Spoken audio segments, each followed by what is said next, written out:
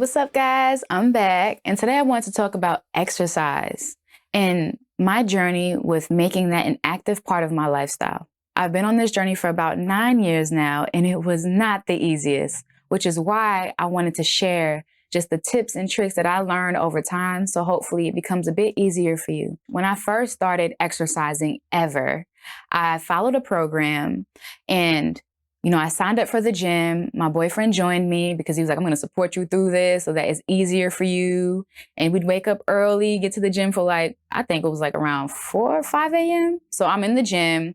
The person explaining the best that they can how to do the program, they're not there with me to see my form. So I'm also having to figure out, for myself, is my form correct? So there was always a lot of just, on Google University, on YouTube, all the books, looking at the books, looking at just other people, fitness professionals, just looking at their things and seeing what tips they provide on how to do a squat and how all these things. Because like I said, it was just very unfamiliar for my body. But not only was it unfamiliar, it was hella difficult. I mean, a part of that program was doing jump squats. I said, what? Why would you torture somebody like this? It literally felt like torture. I said, this is what it's going to take to sculpt my body. And I can't front. I definitely felt very defeated. But because I guess this was the first time of me putting myself first in terms of taking care of my physical body outside of changing how I eat, this felt like just completely just too hard because it also hurt. It's the feeling, the cramps that you get from it. It was the burn. That's what it was. It was the level of burn. That burn, oh my goodness. I was like, I think I was only able to do 5 to 10 jump squats until I was like, oh, I can't do this anymore. My legs are on fire. Just everything is just, whew, this is a lot. So waking up in the morning, even though I had an accountability partner, my boyfriend, to push me to wake up, I didn't want to. And because of that, I eventually stopped exercising as well. I didn't like that I had to stop eating certain foods, especially because I was once an emotional eater. So I didn't even have I didn't even have the foods that would help me to cope with whatever I was experiencing. So I eventually stopped until, of course, I reached another peak where I was like, okay, I'm out of shape. I'm not enjoying how I'm looking. I feel tired all the time. It's time to get back into a regimen. So I got back up and I tried again. And I'd go through that entire cycle over and over and over, to the point where I just got so frustrated with myself. I was like, why can't I stick to this thing? But the thing is, though, every time I got up, every time I kept pushing myself through what I was feeling, the more I actually noticed, oh, wait, this is not as bad as I thought. Oh, wow, look at how strong I'm becoming. I was actually I'm actually able to do 3 rounds of 10 jump squats instead of 1. Oh my God. Each time I got up, I began to notice that I'm getting better at this thing. I noticed that it's not as hard anymore. I noticed that my back is not hurting. That means that things are being engaged well. I was progressing. And I was like, oh my God, it's happening. And then I actually started to see my body reflect what I was experiencing as well. And that's because of me.